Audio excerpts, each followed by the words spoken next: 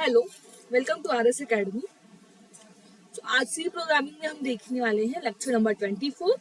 इसमें हम पढ़ेंगे रिकर्जन के बारे में। व्हाट इज रिकर्जन, की यूज करते हैं, क्या होता है। देखो, रिकर्जन हमारा सबसे हार्ड टॉपिक होता है सी लैंग्वेज में, बहुत ही इंपॉर्टेंट होता है। अगर आज आप इसको समझ लेते हो तो आगे जब आप डेटा स्ट्रक्चर पढ़ते हो, उसमें जो ट्रीज होती है, बाइनरी ट्री वगैरह जो भी टॉपिक्स है, वो सब रिकर्जन पे डिपेंड होते हैं। ठीक है, तो recursion is the most very very important topic. अगर हम इसको देखें तो ये बहुत इंपॉर्टेंट टॉपिक है। ये कॉमन है, अगर आपको जल्दी समझ में नहीं आएगा तो इट्स ओके, आप वीडियो को 2-3 बार देखेंगे। बट मैं आपको पूरी कोशिश करूंगी कि जितना इजी से इजी वे होगा मैं उसमें आपको एक्सप्लेन करूंगी। ओके, तो ये बहुत इंपॉर्टेंट टॉपिक है, तो इसलिए एकदम अच्छे से आपको देखना है। लास्ट में हमने फंक्शन पढ़ा था, अभी हाल ही में हमने क्या पढ़ा, फंक्शन पढ़ा है।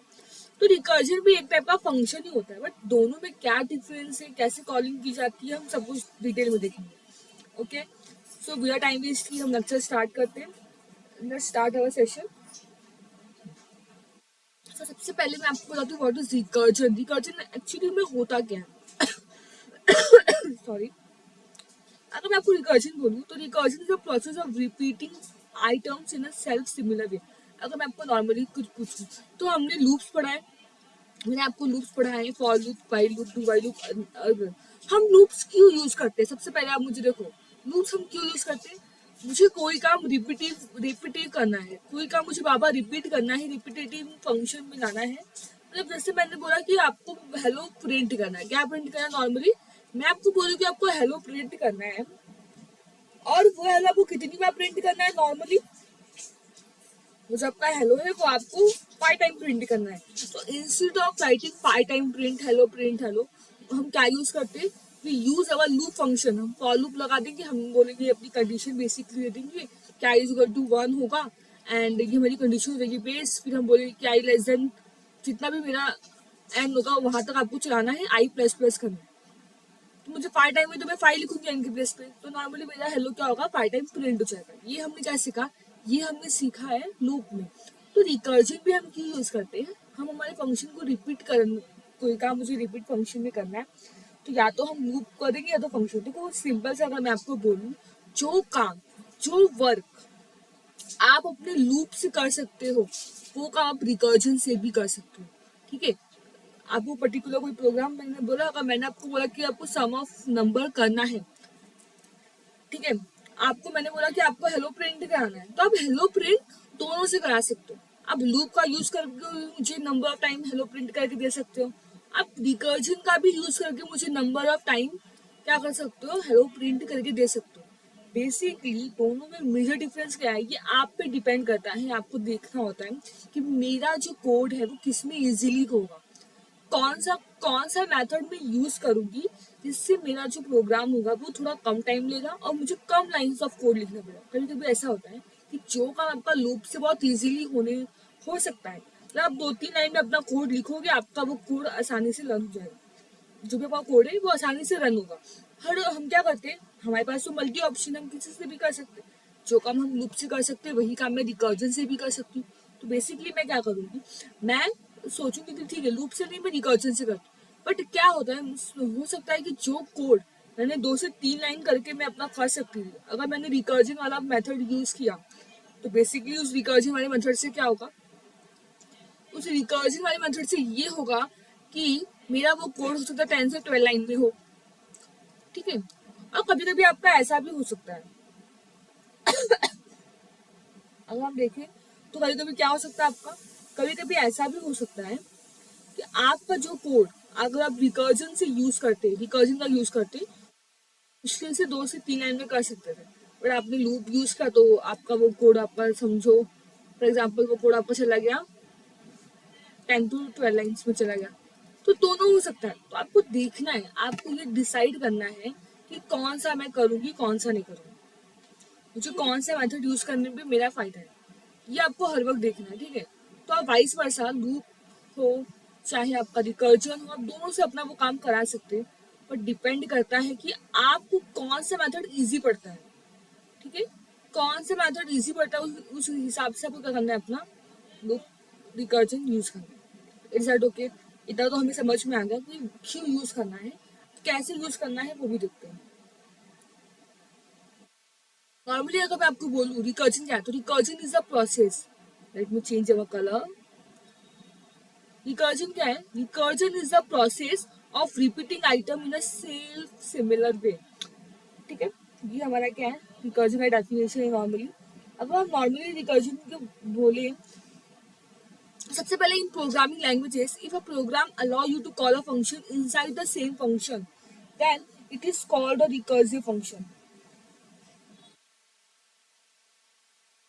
क्या बोला है उसने कि कोई प्रोग्रामिंग लैंग्वेज वो, आप रिकर्जन हर लैंग्वेज में यूज करते हो, सी करो, सी प्लस प्लस, जावा, हर लैंग्वेज में क्या आपका नॉर्मली ये जो हमारा जो रिकर्जन है ये टर्म हम पढ़ते हैं। ओके, सो नॉर्मली क्या है, कोई प्रोग्रामिंग लैंग्वेज में अगर आपको प्रोग्राम जो हम लिख रहे हैं वो हमें अलाउ करता है कि हम फंक्शन को उसी सेम फंक्शन को कॉल कर सकते हैं। ठीक है, तो उसको हम क्या बोलते हैं, हम उसको बोलते हैं रिकर्सिव कॉलर फंक्शन। अभी सिंपल वर्ड में अगर मैं आपको समझाऊं तो function calling itself again and again, एक ऐसा फंक्शन हमने बनाया जो बार बार खुद ही को कॉल लगा रहा है, सेल्फ कॉलिंग कर रहा है, उसको हम क्या बोलते हैं, रिकर्जन बोलते हैं। मैंने एक ऐसा फंक्शन बनाया, वो बार बार क्या कर रहा है, समझो मैंने हेलो के लिए एक फंक्शन बनाया, मुझे हेलो प्रिंट करना है नॉर्मली, अगर मैं यहाँ पे लिखूं मुझे हेलो प्रिंट करना है, और मुझे ये तो क्या मैंने एक हेलो नाम का एक फंक्शन बनाया, वो क्या कर रहा है, बार बार खुद को ही कॉल लगा रहा है। तो ऐसा एक फंक्शन किसी भी प्रोग्रामिंग लैंग्वेज में हो सकता है। कोई भी काम आप रिपीटेटिव मैनर्स में कर रहे हो, और आपने एक ऐसा फंक्शन बनाया जो बार बार खुद ही को कॉल लगा रहा है, खुद को कॉल लगा रहा है बार बार, उसको हम क्या बोलते हैं, रिकर्जन बोलते हैं। Is that okay? अगर मैं आपको एक नॉर्मली इसका सिंटैक्स बताऊं, तो नॉर्मली जो हमारा सिंटैक्स होता है वो ऐसा होता है कि हम कोई भी फंक्शन बनाएंगे, समझो उसमें रिकर्जन नाम का एक फंक्शन बनाया, तो हम जो भी फंक्शन लिखेंगे वो क्या करेगा, उसका काम क्या होगा, वो फंक्शन बार बार खुद को ही कॉल लगाएगा, इटसेल्फ को कॉल लगाता है। सॉरी। ठीक है, फिर हम जब मेन फंक्शन में लिखते हैं और वो रिकर्जन फंक्शन को कॉल लगाते हैं, तो हमारा जो रिकर्जन फंक्शन है वो पूरा वर्क करता है। लाइक मैं आपको तो कुछ जितना मैं प्रैक्टिकली जितना आपको समझाऊंगी ना वो ज़्यादा बेटर समझ में आएगा। तो टाइम बिना वेस्ट किए मैं आपको प्रैक्टिकली समझाती हूँ कि एक्चुअली करना क्या है। लेट्स स्टार्ट करते हैं। सबसे पहले हम क्या करते हैं, हम ये अपने प्रोग्राम को करते हैं कमेंट आउट, क्योंकि आप सभी को पता है कि रेप्लिक पे हम दो मेन फंक्शन एक साथ नहीं यूज कर सकते। अच्छा, एक नया फोल्डर बनाते हैं, ठीक है, जिसका नाम रखते हैं, आज हम रिकर्जन पढ़ रहे हैं ना, तो हम इसका नाम रखते हैं रिकर्जन।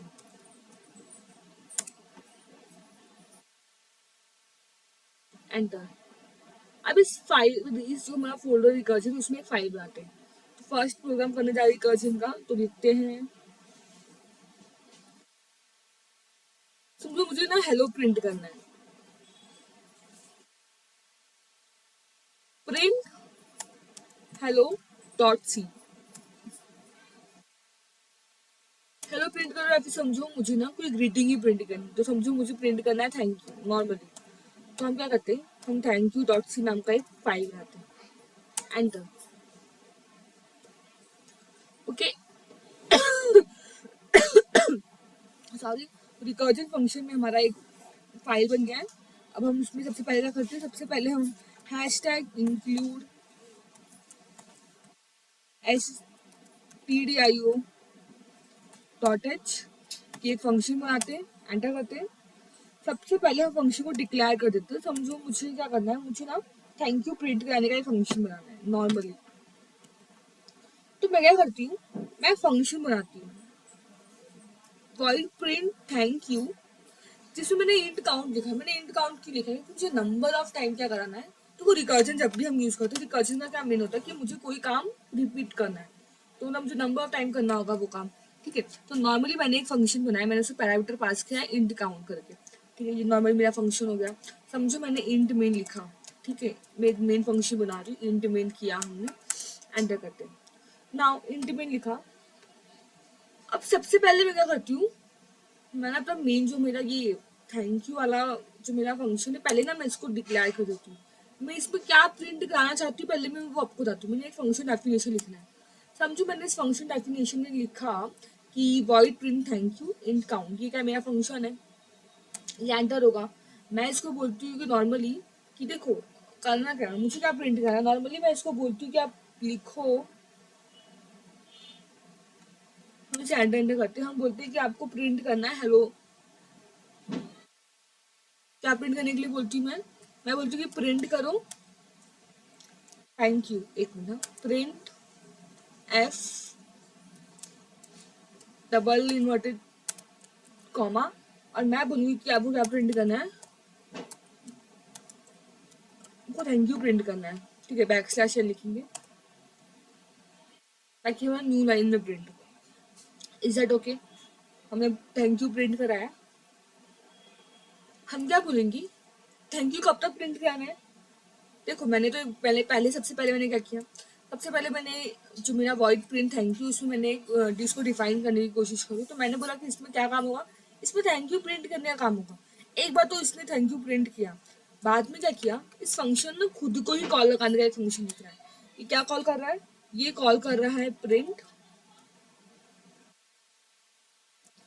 Thank you.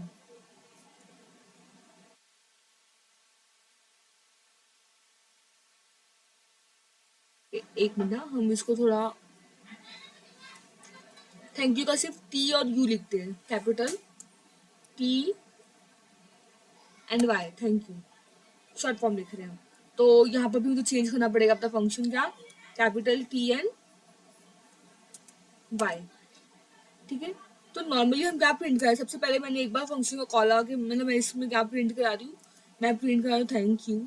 नाउ अब मैं इस फंक्शन को वापस से कॉल लगा रही हूँ। ठीक है, मैंने प्रिंट थैंक यू लिखा, मैं इसमें क्या कॉल लगा रही हूँ कि ये कब तक कॉल होना चाहिए, जब तक मेरा काउंट -1 ना हो जाए। क्या बोला मैंने, कितनी बार कॉल होगा, मेरा जितनी बार मैंने इसको काउंट दिया रहेगा उससे एक बार कम बात है।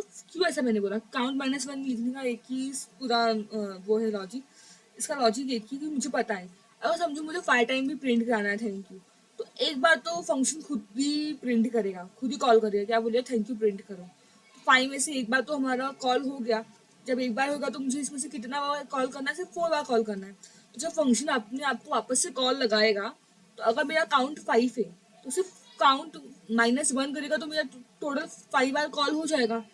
5 - 1 कितना होगा, 4। ऑलरेडी मैंने एक बार उसको कॉल कर लिया है, अगर वो 4 बार कॉल होगा तो टोटल कितना हुआ, 5 बार हुआ। तो इसलिए हम क्या करेंगे, हम इसमें काउंट -1 बार कॉल लगाएंगे। ठीक है, ये समझ में आया आपको? इसका हम क्या करेंगे, हम अपना एक इसको क्लोज करेंगे। नाउ देखो, सबसे जरूरी हम इसको ये हमारा रुकेगा कब, तो इसको रोकने के लिए हम क्या करेंगे, हम एक फंक्शन लिखेंगे। अगर मेरा इफ, ठीक है, हम पैरामीटर इफ कैसे लिखते थे हम, पैरामीटर, अगर जो मेरा काउंट है, हमने जो काउंट बनाया है, अगर वो काउंट हमारा इज इक्वल टू 0 हो जाए, जब भी मेरा काउंट 0 होगा तो कुछ भी काउंट हुआ ही नहीं, तो बेसिकली आपको क्या प्रिंट करना पड़ेगा, करना है रिटर्न।